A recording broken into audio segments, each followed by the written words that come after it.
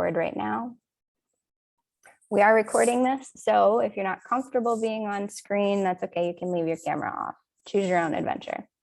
So hello, everyone, and welcome to this Unpacking the Exhibition Art and Materials conversation. This is the third and last in a series of events that we offered this year for our fall exhibition that is titled Honest and Unrefined, Art Outside the Academy. That's where I am right now. The exhibition is on view through the end of this week, so you can still see it in person until Friday at 5 p.m., or you can see it on our website. We have a lot of resources. You're watching a video of our website and the 3D tour that's there now. I'll drop a link to the exhibition webpage, or one of my lovely assistants will, to the exhibition webpage in the chat. Today, we're thrilled to welcome 3 artists who all work in a wide range of materials and with a wide range of ideas. They are Zachary Trebellas, Tom Duimstra, and Renee Zettle-Sterling. Tom's work is included here in the exhibition. Zachary and Renee both teach in the Visual and Media Arts Department here at GVSU and have unique perspectives on materials and their use. So this conversation will cover topics that are much broader than our past 2 Unpacking the Exhibition events, which were more narrowly focused on the work that's physically in the gallery. And part of that is intentional because we'll be segueing into our winter semester events, which will still be under the banner of Unpacking the Exhibition, but they'll be dedicated to our winter exhibition. And Renee is part of that exhibition. So this is a little bit 1 foot in the fall exhibition and 1 foot in the winter exhibition. You'll get a preview, basically. So before I introduce our guests, I'd like to provide a little background and context for you about the work in the exhibition here. So outsider art has become a catch-all phrase for everything that appears to be raw, irrational, and unschooled in the art world. Historically, it's a term that's been tied to art brut or raw art, which was coined by the French critic and artist Jean Dubuffet in the mid-20th century. Dubuffet became interested in art primarily created by patients in psychiatric hospitals and prisons, as well as those on the fringes of society. He believed that his work emerged from solitude, or that this work, outsider art, emerged from solitude and from pure, authentic creative impulses. Heavy quotes on that. Work that was immune to the influences of mainstream culture. In 1972, art historian Roger Cardinal created the term outsider art as an English equivalent to Dubuffet's French term and as a more flexible and comprehensive way to describe this growing field of study. Since then, appreciation for this work and these artists has grown as the terminology has increasingly become more complex. Additional terms such as self-taught, folk, naive, and visionary have been added and exchanged primarily by art institutions and individuals in power. And we discussed a lot of those ideas related to art and power in our first iteration of Unpacking the Exhibition, which you can still watch on our YouTube feed. We'll post the recording of this to YouTube as well. Many of these artists in the exhibition live or have lived on the margins of society. The high cost of traditional art materials can be prohibitive, and as a result, they often choose to work with found materials. Others are attracted to the lack of constraints governing materials, which further cements unusual material as a common thread amongst artists outside the academy. It presents itself as a solution to those who cannot afford traditional art supplies, and the lack of constraint beckons to others. There's a lot of things that draw people to these types of materials, from necessity to excitement at using something unconventional. And that's what we're here to unpack today. Unconventional materials, how artists use them, specifically these 3 artists, why they choose them and to what end, as well as how an artist's choice of materials impacts the meaning of their work, and how commonplace materials used in unconventional ways can have an equally unique impact. So really wide-ranging topic here. I'm going to go ahead and introduce our first guest speaker, Zachary Trebellas. Zachary is a conceptual artist who takes inspiration from the culture and history around him. He's inspired by older forms of creativity like folk art or Depression era public art, both of which insert art into people's everyday lives and reflect the culture in which it's made.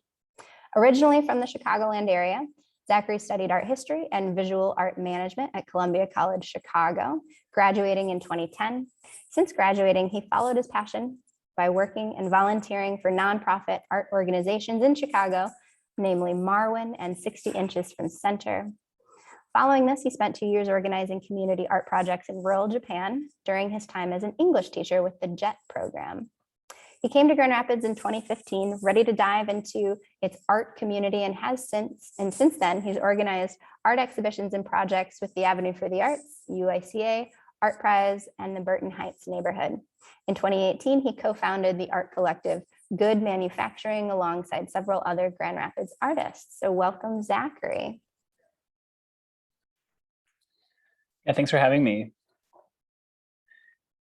So I'll just get started. I'm going to be talking about a project that I run called Flex Gallery, and I thought I'd start with a little video of what that looks like. But it's basically, I guess it's a curatorial space on my body.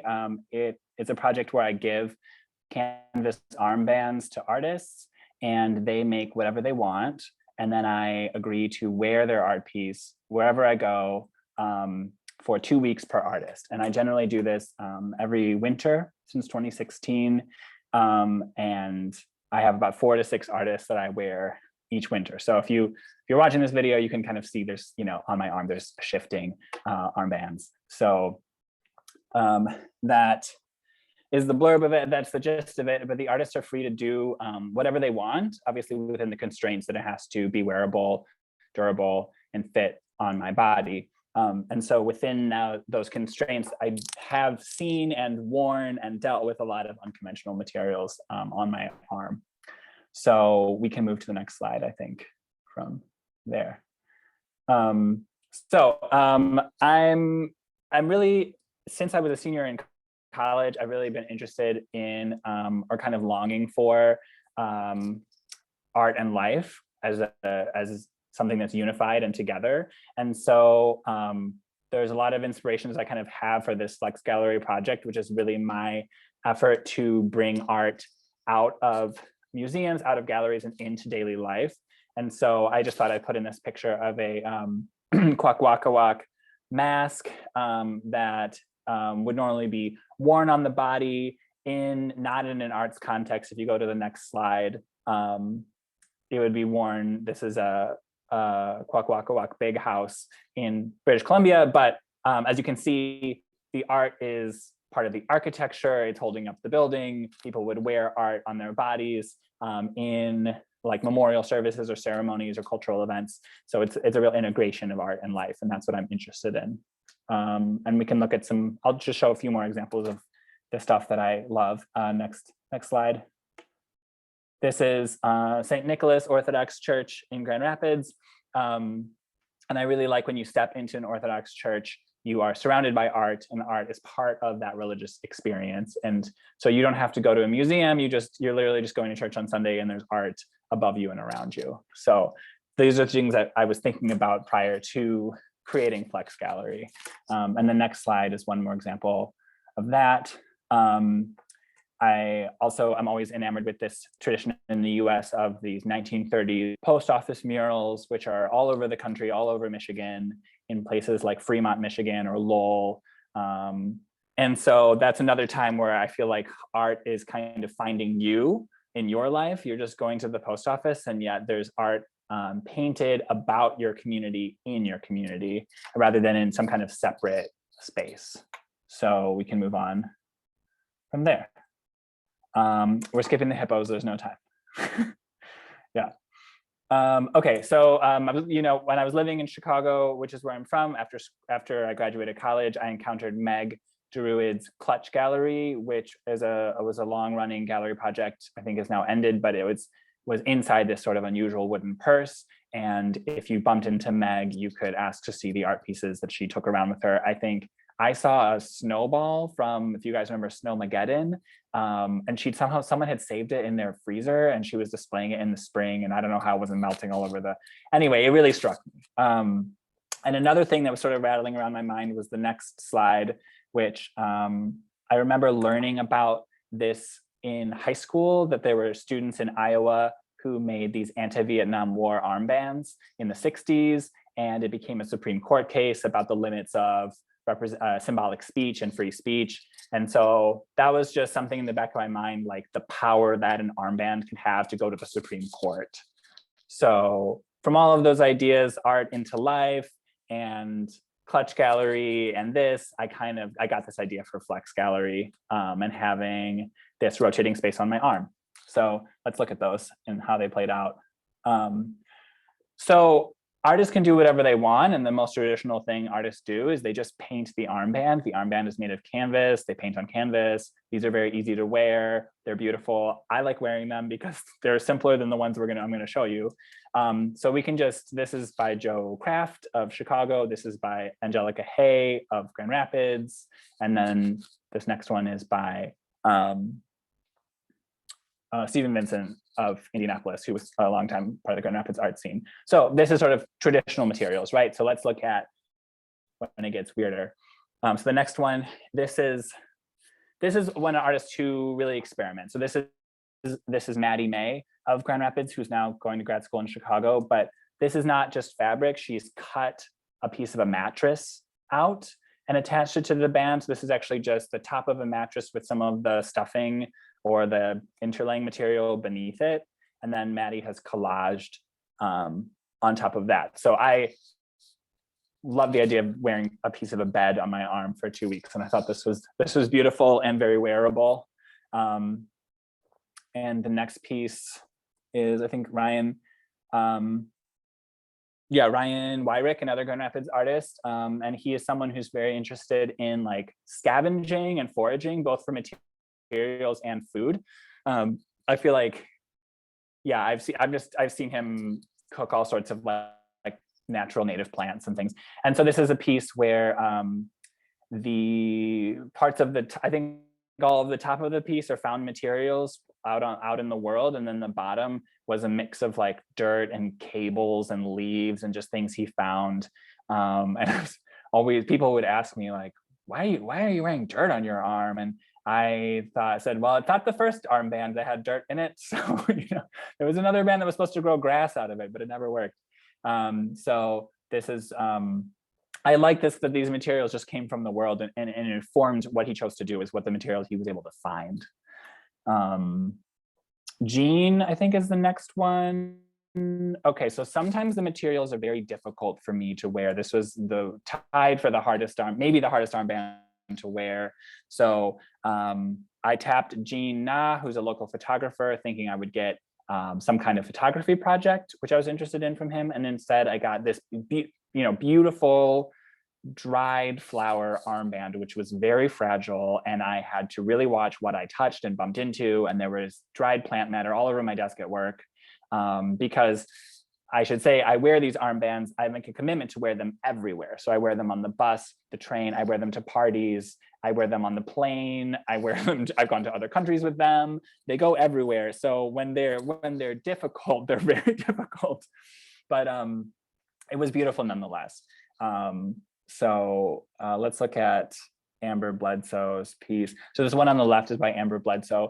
I think that this is a beautiful execution of unconventional materials. That's felted wool as the base. On top of it is a piece of wood, which has been turned black with graphite. And somehow the graphite's been fixed to it. I don't know, I've seen Amber do this before. I don't understand it as a process, but it's sort of this otherworldly object. And then she's framed that with wire. So I thought this was a piece that was both quiet, but also stood out at the same time. People all over commented on it because it felt unusual. And the materials are very unusual. And I think it was an elegant take on the project and that I really liked. The next piece to the left or to the right is by Grand Valley alumnus Randall Dahmer, who graduated last year. And Randall is an oil painter, and I expected a painting from him, but he felt with his style of painting, he couldn't compress it into such a small space. So he chose to be inspired by his day job, which he's like a carpenter, tiler, kind of house worker. So he went to the tile store, bought this sort of almost like chainmail-esque tile material and sewed that onto the band. And then instead of using grout, he used oil paint as grout and pushed that through the tile. And I would say this is tied with jeans were the most difficult to wear only because it was very heavy. And the oil paint never truly set until like the very end. So it was a little bit tricky with my clothes. And I think, you know, the lesson that I would take from this is when working with an unconventional material, I think you need to do a little bit more like experiments and tests, because a conventional material or conventional material use, you know it's going to work, but like, you know, using oil paint as grout through tile, maybe that's an experiment you need to run. So that was my experience with that piece. And the last piece is the most wild of them all. So this is by Greg Oberly of Grand Rapids. And this one, I mean, people talk to me about these pieces wherever, especially when they're more striking. I've had conversations, you know, at bus stops and on trains and at parties about art, which is what I really like about Flex Gallery. But this, I mean, this one people really talked about. And so it is, well, you can tell, I think it's baby doll arms and legs. And then the feet have taxidermy boar's eyes, like glass eyes for if you were doing taxidermy of a boar in the feet. And then obviously eyelash extensions and a little bit of liner. And I think that there's a version where, I don't think it's in this photo, where the arm of the baby is wearing an armband of the foot. So it's like a fan of its other limb. So, but where Greg succeeded is as heavy and unconventional as this piece was, he really worked on the structure of the band, and he built this powerful Velcro sort of base. And so this one actually was one of the easiest ones to wear because it was very secure and it really counterbalanced the weight of it. And I was happy for that. And non-artists hated it and artists loved it. It was my experience with this. I was in the middle of a meeting and someone stopped the meeting and was like, "What is that? That's incredible." So, you know, I like this project that I'm constantly surprised by what the artists are doing. I like to be surprised, and I really like to embrace like where they want to take the project, as long as it doesn't fall off my arm. Oh, I forgot I had one more slide. Okay, oh my gosh, let me wrap up. I forgot I had this last one. I would say kind of the next evolution of this project for me has been to create these mobile art galleries in Grand Rapids, which I'm calling art posts. But to me, that's really the next evolution of bringing art into the public sphere. I wanted to create a space for sort of public, often 3D work or installation to be the left piece is in front of a church, the right piece obviously is on the Riverwalk. So I'm always trying to think of like, how can we get art into daily life, whether that's my arm or something a little bit more elegant. Thank you, Zachary. For anyone looking for more information about Zachary's work, his website is here. It's simply his name, zacharytrebellas.com. I have so many questions. I'm going to save those until the end because we've got sort of a rapid style format here. So thank you so much for sharing. And for anyone that has questions for Zachary, please stick around through the whole event and you'll have time to answer or ask those and get answers at the end. All right. Thank you, Zachary. Yeah. Next up, I'm going to introduce Tom Duimstra. So Tom is an internationally recognized artist who's been showing his work since the mid-70s. One of his earliest shows was at the Race Street Gallery, which later became the Urban Institute for Contemporary Art in Grand Rapids, or UICA. About his work, Tom, I'm going to quote you. This is from your website. Tom has said, "The use of ubiquitous materials and discarded objects is important to my artistic process, which involves manipulating and re-representing objects in new contexts. I'm interested in investigating the ways in which aesthetic value is created and assigned both by the artist and the viewer." I love that sentiment. So welcome, Tom. Thank you for joining us. Actually, my wife wrote that for me. So Well, thank you to Melissa. It's like I'm using her computer. Okay, this is work that's at the show. It's probably right behind you, in fact. Yeah. And these are pieces that I did with Reb Roberts, who's been a good friend of mine for years. And if you knew my work from back then and you knew his work, you could probably really tell who did what. You know, like this is mine right here, on the blockhead, and they're kind of done like half and half. My work, I've been at this since my first shows were in Chicago in the 70s. So I've been at this for a long time. This is all I've ever done. It's like been an artist. I've never really held any other jobs. So I started out as a painter, and that's what you're seeing here and what I think are mostly in this show. But this is pretty old as opposed to what I do now. I've always changed and kept on changing. So I was one of the guys who started the West Michigan Potters Guild, and I got into clay for a long time. And at the same time, I was doing these paintings, and then I kind of worked into working with more found materials. And that was mostly because, like Amanda said about money issues, it was like I didn't really have the money to afford to buy canvas all the time and stuff. So these are all done on Luan, I believe, which was a little cheaper. But I started, and I had my first show in Chicago, and the guy who got me into Chicago works at Grand Valley. As far as I know, he's still there. Paul Wittenbacher. You know Paul? Anybody know Paul? So he was kind of he ran Free Street Gallery when I had my first show there.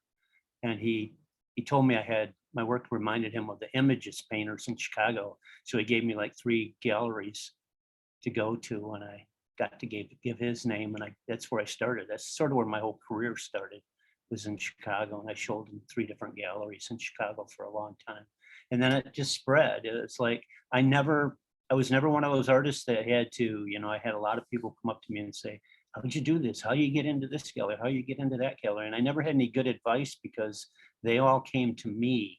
And I think the reason they came to me was it started in Chicago. Chicago was big in the whole outsider art thing. They kind of started it there for the United States. And so it wasn't hard for me.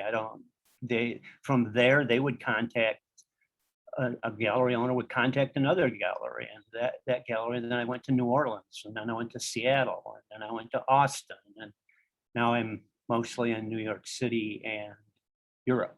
So I've got a show going on right now in Cologne, Germany. But my change probably started in the early 2000s, where I started working more in found object and metal and rusty metal and pieces like that.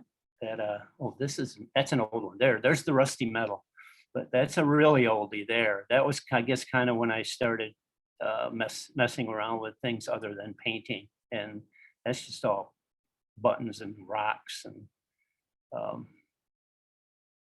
wood carved head and nails. It's pretty much all it is. Oh, and the black is like stucco.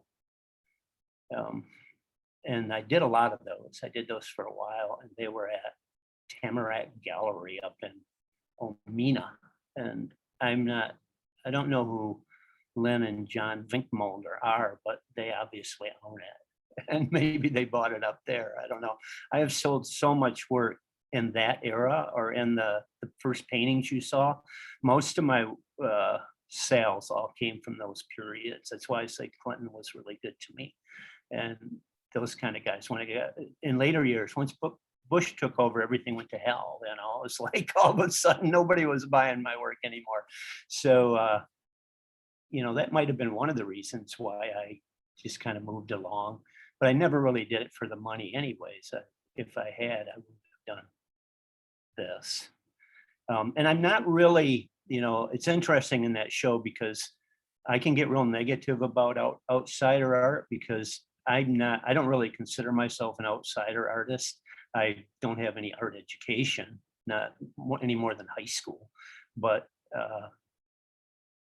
I still didn't fit into that outsider art thing. You know, I'm real aware of Art Brut and all the real outsider artists, as I call them.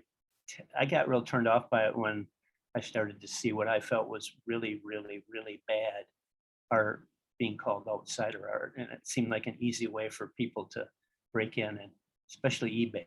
eBay did that. I'm gonna blame that all on eBay. Okay, then I started doing the metal stuff. Now the metal stuff has interesting stories to it, but a lot of stuff, like you can see General Electric sign. I took pieces of refrigerators, pieces of furnaces, pieces of fencing, but people got to know that I was doing this. And to this day, I have a garage that you can't do anything else but try to climb through to get at pieces, because there's so much what my wife calls junk.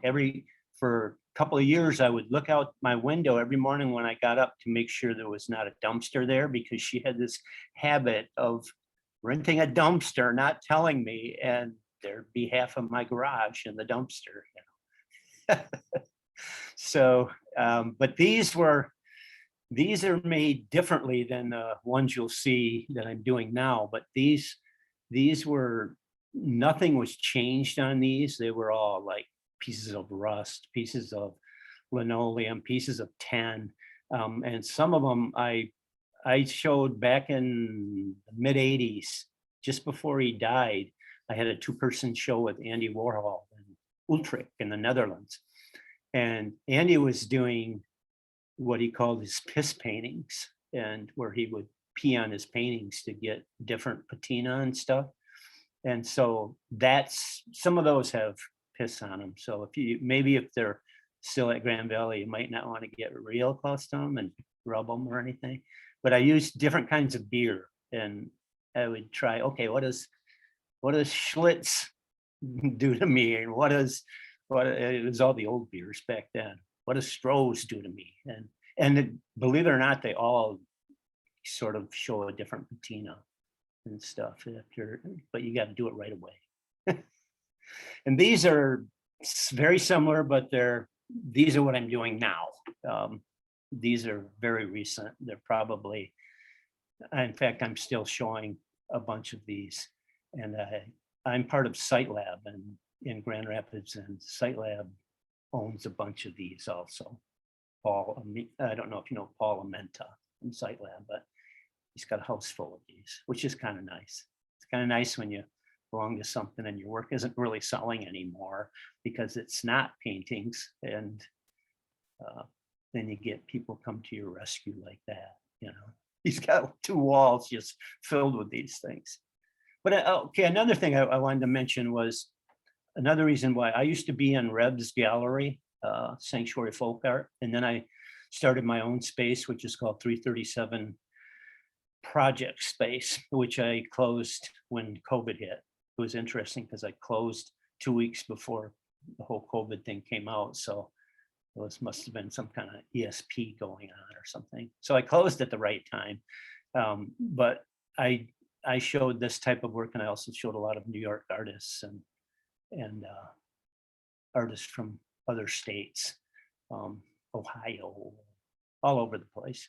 And I'd like to think it was kind of like, you know, everybody that would come to it would always say, this is the cutting edge gallery in Grand Rapids. So it was kind of what I was trying to do. Zachary performed there. He did his exercise bicycle thing, which he hasn't mentioned at all in this, but I don't know if you've ever seen that, but it's great. Maybe we can get to that in the Q&A afterwards. Yeah. The what's the ball? What do they call the ball that swings around and it light bounces off it all over the place? Oh, like a disco ball? A disco ball. Yeah, he uses he did it at my school anyway. Disco ball and a exercise bike. That was Sounds like a part party. Part of his routine. It was great. I still get people talking about that one. Nice. So that's me. I don't really consider myself an outsider artist, though I am in an outsider art show, but I show mostly in fine art galleries now and have for a long time. Yeah, and I think that's a really interesting point to make. And some of that stuff came up in the first Unpacking the Exhibition conversation that we had about art and power, and how all of these labels are really problematic for exactly the reasons that you mentioned. So I'm going to stop you there and we'll move on to Renee, but we can come back to these questions afterwards. So thank you, Tom, for sharing. I really appreciate that. I'm going to mute you now. Oh, sorry, I muted you. Oh, and if anyone's interested in learning more or seeing more of Tom's work, tomdymstra.com. So welcome, Renee. Renee Zettle-Sterling received her MFA in Sculpture and Installation and an MA in Jewelry and Metalsmithing from Edinburgh University of Pennsylvania, and a BFA in Papermaking and Fibers from Indiana University of Pennsylvania. She teaches three-dimensional design, jewelry and metalsmithing, and sculpture here at Grand Valley. Her studio practice and research explores the influence of everyday objects in transitioning through the difficult process of grief and mourning, and examines how mourning and commemoration is contained within objects and how our constructed systems. Apologies if my internet is slow. She's shown her work widely, both nationally and internationally. Additionally, her work has been included in many print publications, including the 500 series published by Lark Books, Metalsmith Magazine, and American Craft Magazine. Renee also served as the president of SNAG, the Society of North American Goldsmiths, from 2012 to 2016, and she co-authored with fellow artist Jen Townsend an award-winning book titled Cast: Art and Objects Made Using Humanity's Most Transformational Process, just published by Schiffer Publishing. And the Grand Valley Library does have this book. I just checked, it's available for checkout. You should all check it out. So thank you for joining us, Renee. Oh, well, thanks for having me. Gosh, I didn't even know where to start with this because it's such a important topic to me. So I'm really glad that you invited me to talk about it. Just really quickly, I know in high school, for those of you that are students, I started out as a painter. And I feel like a lot of times that's all that's really introduced to us at the high school level because of budget cuts or space. And I was just like the world's worst painter. The blank canvas stresses me out beyond belief. And so I gravitate to the world of things that already exist, right? These objects are already there, full of meaning. Although their meaning is never quite fixed, right? It kind of like moves around. And I'm just really interested in the world of familiar objects, you know, these kind of everyday objects that kind of have certain meanings embedded in them. So for example, the spoon, I love this idea of spoon as a nurturing object. And so I had, you know, a baby spoon and then a smaller spoon. So it's that idea of kind of cuddling. And so just kind of altering and abstracting and juxtaposing these objects together so that I can create alternative interpretations. And so there's about 25 pieces in this particular series. I work in series because I'm very scattered and I have to give myself rules and regulations otherwise, because the world is full of so many things, right? And so I also like to use my skills as a metalsmith to kind of put all these objects together. So I'm doing both casting. So those spoons on the inside are cast of the larger spoon. The teeth are my teeth, they're cast. The lips are my lips. Those are all kind of cast in plastic. And so there's like a lot of different kind of processes coming together to kind of take these simple objects and elevate them. And like I said, create this new meaning. But most of my work over the last, I don't know, 15 years has been, and you can turn the slide, Amanda, or image, has been about the loss of my brother and other loved ones. So my brother was killed in 2002 while hunting turkey. This guy thought he was a turkey and he was 27. I was 6 months pregnant with my son, who was named after him. And it took me a couple years, you know, so I made the work that you saw before this work. And I would say it took 5 years of kind of really processing that loss and thinking about all of these things. And I started looking into the Victorian kind of mode of of dealing with grief and mourning. And I was fascinated by how they would wear black for depending on who died for a certain length of time, or if it was a male, they would wear armbands or a hat band to signify where the women bore the brunt of mourning. And so I kind of became interested in this idea of like they would fade out of the mourning into like a less kind of grief-stricken mentality, and they would wear like grays and lavenders. So they wore all of this out there so that you could see. And that was the thing when I lost my brother, was I just wanted everyone to know he lived. And so it was really upsetting that, so the Victorians, you could see it, right? And you can't see that, right? You have to take that, like guess these things in our culture. And we just don't, we're a youth obsessed, death denying culture, and we don't want to deal with it. So I did several of these pieces that are impermanents. And basically he was a machinist. So I'm taking his work collar and I'm dipping it in wax, and then kind of taking a torch so I can get back the effects of the fabric and casting it. And so anybody that's cast bronze understands that there's a lot of things that can go wrong. There's an uncertainty in the process, and it was part of it. So this process is very important because I could have lost every single scrap of his clothing. Became really, really important to me. And I think anyone that's lost someone understands this concept, right? Of what do you do with their clothing?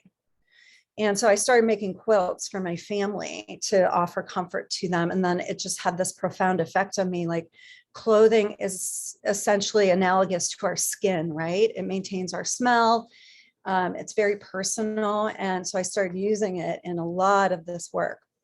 But the casting, I really like this idea that I could lose it. I've also done things where I've given out his clothing to people as jewelry to wear. And that was really, really hard for me. So anyway, this is hinged and it opens up, and I have cuffs. I have another neck piece that's a little bit more kind of a casual shirt. Yeah, and the button, I took a mold of it. And so that was a really fun kind of part of the fact that you can see every like strand. He has a Gap shirt that you can see like the label, and kind of the weight is really important too, because when we're grieving, there's this like sense of heaviness. I think we all understand that. And it could be a loss of a job, or it doesn't have to be a death of someone, right? And so some of my work, I've done hand fans that are out of metal. So their weight, it plays with the weight kind of plays with the idea of loss. I almost tried to like forward my own image. Amanda, can you go to the next image? This project is called Liminality. So I received a grant through the university to kind of get this in its final mode. But prior to this, I was attempting to make all of my own clothes and wear black for a year and see what it was like to be a Victorian woman. And I realized that my contemporary role is that of a Victorian man. The most I could do was wear these brooches every day. And if I traveled, so essentially these are all brooches, and I would make them the night before and I would wear them the next day. And it would be a conversation starter, so we could talk about death, or maybe somebody would want to open up to me. And it became very cathartic. I got to explore a lot of different materials, and oddly enough, I had fun creating these. If I traveled, I made a little kit that would go with me. So I would make these in a hotel room or wherever I was. And some days I could barely wad together string, right, and put it on me. And some days I could spend the time to create these more involved pieces. So basically they were attached to this velvet and satin ribbon, and the days of the year, like 1, 2, 3, 4 was beaded on there. And I had to hire a student to help me with that. And so it's been cut apart depending on the space that it's in, but it's this kind of like space in between, right? This liminality that I really like this idea. And so it was a really eye-opening to kind of wear something every day, and that commitment to that kind of loss and owning it. But the hardest day was the day that it was one of the BBs from the shotgun shell that hit my brother that I wore. And so that was really hard. My deceased cat's hairs in some of them, you know, so there's some very personal things in here as well. Okay, you can change the slide. This piece, I basically used the topographical map of where he was killed, and he was hunting above my grandparents' camp. And so I used his own clothing and used beading, embroidery to do kind of the topographical layers of that space. And so essentially like a mort cloth or a mortuary cloth is over the casket. And before we would carry caskets, we would walk alongside the casket and hold on to this cloth that was over it as a sign of respect. And so for me, I really kind of locate myself within a landscape as well. So I've done pieces where most of my grieving has been done here in my home. I'm in my studio now. So I've done things with maps to talk about that idea of locating oneself. And unfortunately, in the process of quilting and all of the stuff, it shrunk. So it was supposed to be his size, right? His height and his width, but you just have to go with it. And my dad, I gold leafed one of his childhood cowboy stars and attached it to the exact location where he passed. And my dad actually pinned that on. Okay, so, but you can change it, man. So this is my last slide. I'm moving through quickly. I don't know kind of where we're at. I said, oh, I'm going to set my 10-minute thing on my phone, and I didn't. But this is, if you go to my website, you'll see a lot of work. I make a lot of work. I make some good work. I make some bad work, right? I do not have a fear making. So I just kind of go for it. So you'll see a lot of objects in mourning and a lot of variations of these things, but this was the final piece where I decided I can't continue. It was becoming too easy to continue to use my dead relatives. So my grandparents' clothing is in here. My cousin who passed a couple years ago, her clothing is in here. And I was using all of that in other pieces and holding every single scrap as sacred. And I decided that it was time that I purged myself of this. And so I was invited into the show that was conceptually about aprons. And to me, apron is about protection and protecting your clothes, you know, all of those things. So I created a velvet apron, and the back is full of all of the leftover clothes. Even like I said, just everything is in there and attached to it. And I was pregnant. This is the exact location where he was shot. And I couldn't believe my dad found it. And they had buried a cross underground, and the landscape had changed so much at this point. But the idea was I would wear this up the hill, right? And my sister was with me, and she asked if she could help. And I thought that was really interesting about how we share one another's grief. But it was bear season or something. My dad's like, you are not wearing that, put on your fluorescent. So I carried it in an IKEA bag up the hill with the help of my sister, but it weighed about 10 pounds, which is interesting because my son was about 9 pounds when he was born, and I was pregnant, so I couldn't get up there. So all of these things kind of like came together with this piece, and I haven't thought about it. I'm moving on to talking about relationships formed and nurtured and life lived. And I'm going back to working with paper. And so it feels, this piece was really important to me. And I'm so glad that that opportunity came up for me to create this work. But yeah, I mean, I could go on, but I'm not sure of my time. So I don't want to take too much time. You're So actually spot on. Yeah, Am it's I? at 10 minutes. Yeah, you are. So if there's anything else you'd like to add, we've still got 15 minutes for questions. Go right ahead. No? I'm okay. It's tough to squeeze in, you know, everything that you want to say in like 10 minutes. So thank you, Renee, and thank you to all three of you. If you're looking for more information about Renee's work, Zettle-Sterling.com, the dash in between. I'm going to stop sharing my screen and open it up to questions. I have a couple questions that I would love to kind of kick things off with. And again, I'll invite you to either use the raise hand function in Zoom. There's a button you can push on your main toolbar, or you can type your question into the chat. I've got Katie and Nicole, Art Gallery staff, here to read questions out of the chat. So as the three of you were talking, I made some notes, and I know that I sent you questions in advance, but I'd rather go back and ask you some of the questions that came to my mind as you were talking, if that's okay. Does that work for you three? All right. So I'll just start back up at the top with Zachary. I found it really interesting that as you were describing each of the armbands and the artists, there were multiple occasions on which, like with Jean, the photographer, how you got back this giant floral arrangement, and that was unexpected. And then the guy that was a painter who made you the mosaic piece. So that got me wondering, what was it about that project do you think motivated artists to work with materials that they don't typically work with? That's a good question. I think my guess would be like, I think it's a scenario that's like open to experimentation and open to risk. I mean, it's not sitting with the rest of their work. It's not like going into a solo show or a group show with a theme. Like I tell them they can do whatever they want.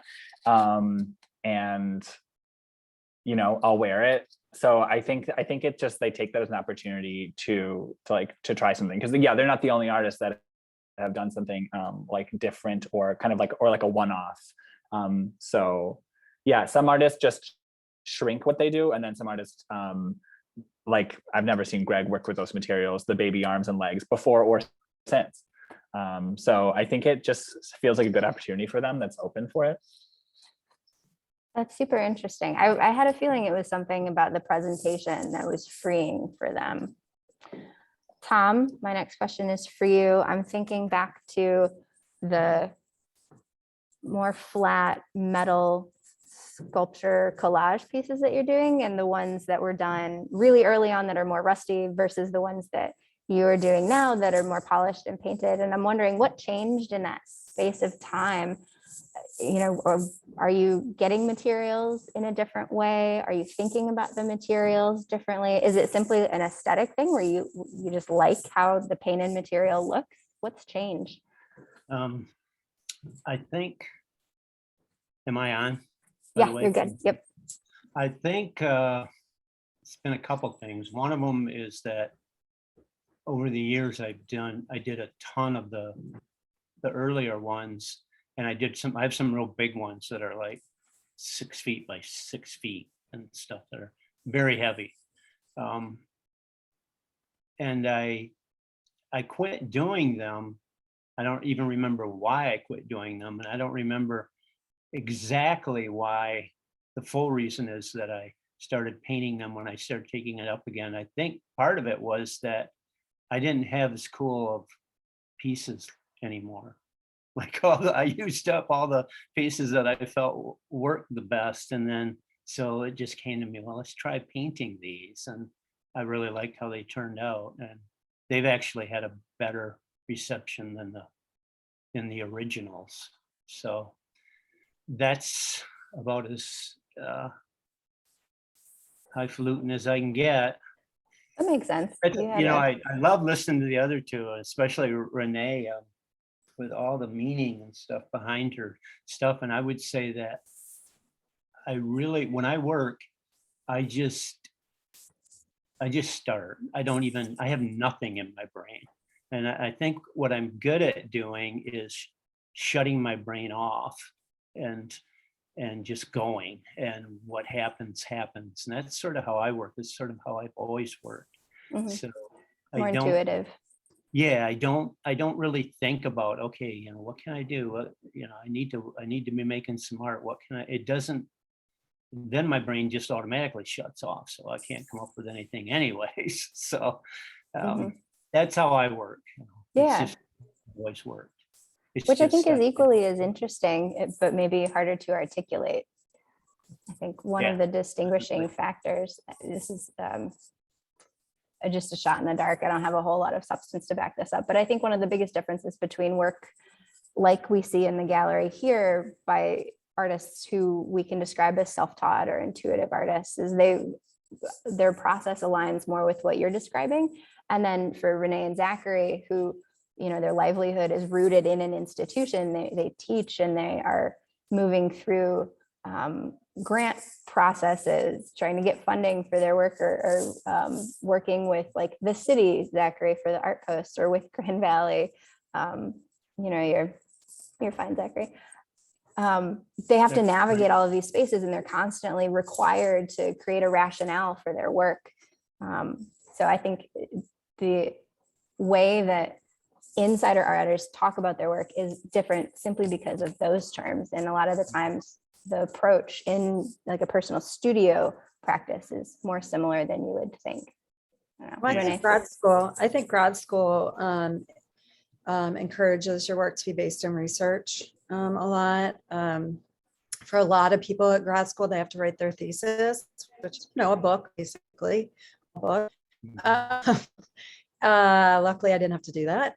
And I think back to what Tom was saying with the piece with the liminality, where I was, making every night, and it just freed me. I had so much fun because I wasn't held to this other kind of idea, right? That I was just going in and playing with materials. And I think that being an artist, that really taught me or reinforced, what we know as children, which is art is fun, right? Art should be playful, and you should experiment, and you should be okay with making mistakes and failure. And so that really kind of reinforced that. Because sometimes, like you said, you get caught in this thing, and you're in this like system that is not of your own construction, and trying to maneuver through it is different.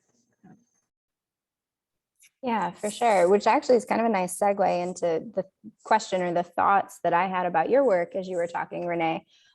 Some of the objects that you were describing aren't simply found objects. Like some of the other conversations we've been having, there are these really significant and powerful objects that had an active role in some sort of really traumatic event.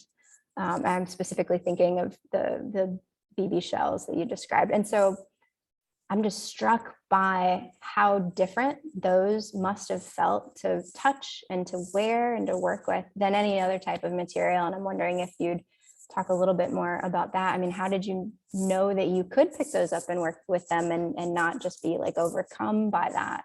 And yeah. I guess for me, like oh yeah, I'm unmuted. No, you're good. To me, like, I am most taken by things that are real. Like, I've been to Buchenwald and stood there and touched things in that space, and it was so profound and so overwhelming that to me is getting at the heart of like the reality of things. So I like. Everyone always asks, like, if you look at some of my other work, why don't you do performance art where that becomes this kind of real space where you're engaging with these things and not just a pretty image with you having them on? And I'm still too shy to do those things, right? I get that question a lot, but I like the profoundness of things, the realness of things, like these things hold deep meaning, even if it's just for me. But the challenge is making it speak universally so everyone can enter into that space, and it's not this overly personal work that only me or my family members can understand, right? You have to think more universally, even though you're thinking personally. And I think that also comes with practice too, and learning that while art is about self-expression, it's not always about self-expression. It's not always about. It can be clinical, right? It can be everything that you think it can be. So, I don't know if I answered that, but yeah. Those days are, yeah. I find Amanda, handling those things helpful anyway. Yeah, Right. makes sense. Go ahead, Katie. I was gonna say, Amanda, we had a question pop in the chat for Renee. Roseanne said that she really appreciated hearing from all of you and seeing the work, but she wanted to ask specifically from Renee, how did you get the collar on and off? And Roseanne, thank you, because that was something I was wondering too. And then also she wondered if you had, or they wondered if you had any formal sewing training. The collar is hinged, like this one's hinged in the back, so it opens up. And then on the inside is the elastic that holds it together behind the button. So it was cast in one piece, and then I cut it in half. And then, yeah, it's a pretty tight fit because things kind of shrink when you cast a little bit. And okay, what was the other question? If you have any formal sewing training. I learned to sew in high school. I took a sewing class and I've continued to sew, but I have no formal sewing training. I have a degree in fibers, but I mostly did paper making and cast with it. I did some weaving, but most of it is, I guess you could say I'm kind of self-taught with sewing. And I love making my own clothes. My sabbatical was supposed to me going, I was supposed to go to Kendall and take a workshop on fabric draping and construction, because I don't know how to look at somebody and figure that out, but I know how to read a pattern and sew. Anyway, hopefully that answered it. I think so. All right, now we'll open it up to the rest of our audience. Any questions? You can use the chat. You can bring yourself off mute. You can do the raise hand function. Anything you wanted to know more about? Or even from Mary Beth, go ahead. Not sure I really have a question. I just want to thank all of you because I needed a break in my day. And this was great and I appreciate it. I really do. So, and it's like amazing. It just kind of brings out all these different thoughts and provoking. And my father died in 99. I still have his pajamas in the drawer. So I can really kind of relate with that. So no questions, just thank you. Well, thank you for joining us and for sharing that. Okay.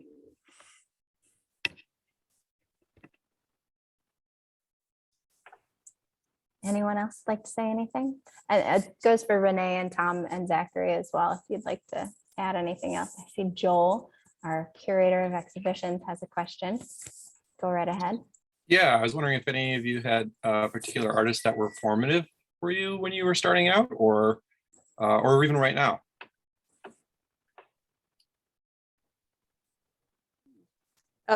Well, I've had I so always, many that I don't even know where to start.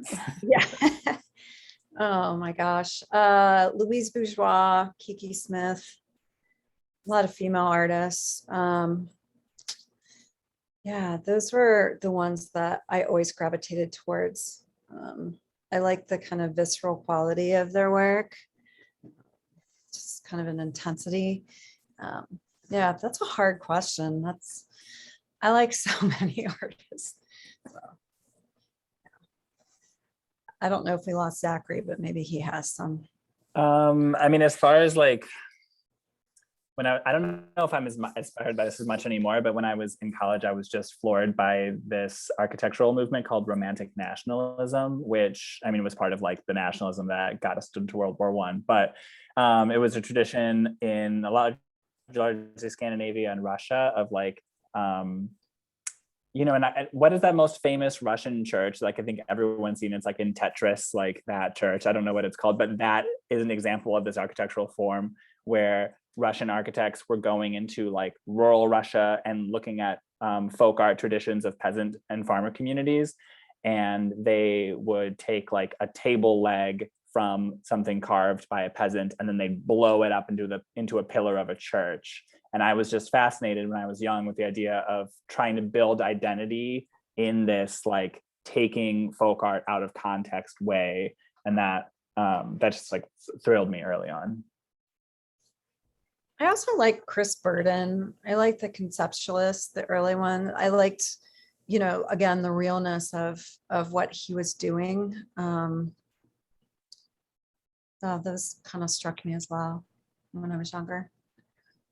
Craft artists too. I love, I also love minimalism, but because I can't do it, I have a really full eye.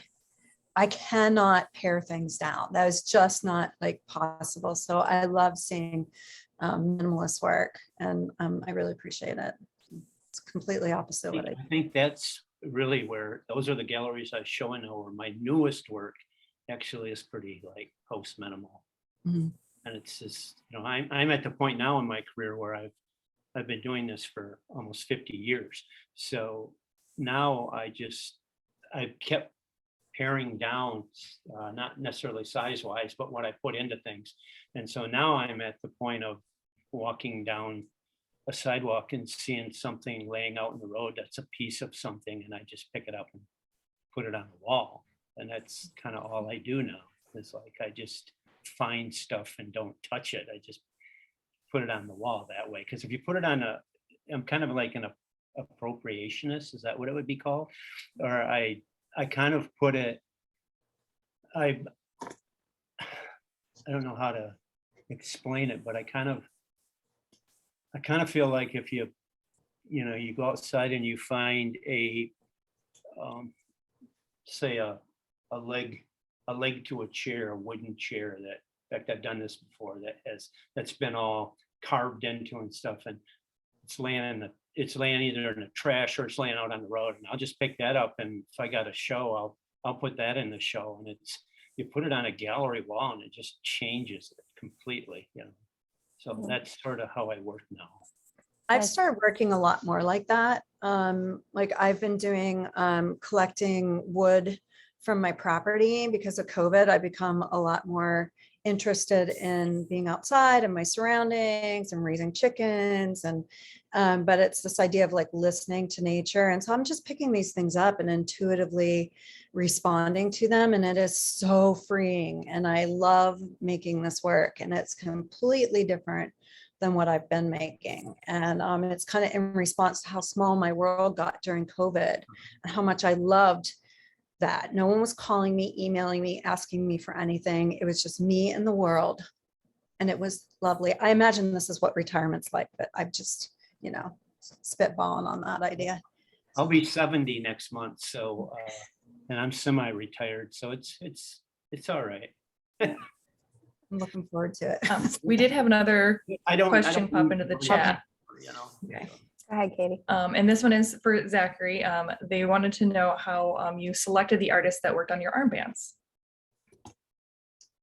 Yeah. Well, I try to mainly choose Grand Rapids artists. I would say every year if I have 6 artists, 5 of them are local, just because I feel like, why not? This is where I live and I want to support the people I live with. I mean, Amanda has made an armband from before. But I try to mix it up a little bit. I like to have one person that's like farther away. But I think what I look for most is I try to create a mix of media. So I try to choose a couple artists where I feel like it's easy for them to make a band. So I'll choose 1 or 2 painters, for instance. And then I try to choose a couple artists where I feel like it's going to be a natural challenge. So like when I chose Amanda, I knew that she was doing photography at the time. And I was like, I don't think photography really makes sense for Flex Gallery, but that's not a reason to not do it. So I try to pick some artists who I feel like it's going to be challenging. And then, those are the ones that tend to surprise me. So media is my biggest concern, I think. Thank you. Well, I want to recognize everyone's time. It's 1:04. So big thank you to our audience, for everyone joining us today, for sticking it out this long. An even bigger thank you to Renee, Zachary, and Tom for sharing a little insight into your process and the materials that you use. I really appreciate everyone today. Like I said, there will be a recording of this. I'm going to quickly drop a link to our survey. Please, if you have a moment, fill out the survey. Let us know if you enjoyed this program. It helps us to create future programming. It really fits what our audience is looking for. I'll send a link to the survey in a follow-up email as well. So thank you, everyone. I really appreciate your time, your energy, everything that you brought to this, and have a great day. Thanks, Amanda, for coordinating all this. Of course, thank you. I'll get that recording up on YouTube pretty quick, and I'll send it to the 3 of you. Okay. Thank you. Also, I watched your video on the medical building artwork. Oh, nice. Very nice. I think that's a nice idea to let people know what the work's about that's in their space. Yeah, we've been trying to connect with the students and the faculty there. They'll walk by it every day and they might wonder, but they don't have time to go out of their way to figure it out. Well, my husband works in that building, and he sent me the link. That's how I got it. I wondered, because they're on YouTube, like open to the public, but you have to like physically look for it to find it. So that's really great. What does he do there? He works in the simulation center. Oh yeah. So works with the medical dummies and the standard patients who act out ailments. So yeah, such a cool space. Yeah. But all right, well, I will go. And you, Katie, good to see you. You too. Bye. Bye. Thanks, everybody. Bye. Bye. Thanks. Did Mary? Mary, are you looking for the link to this recording? If you're still there. Or are you looking for a link to a different video that we mentioned? Might have been the DIH one. Is I that think that's when she commented. okay? I wasn't sure when I came through. I'll send a couple, in the follow-up email. It'll just be yes, but okay, yes. I will send you all of the things. Thank you for your interest. All right, and thank you, Katie and Nicole. I will see the two of you Yeah. later on. Yeah. All right, Bye, sounds good. everybody. See ya.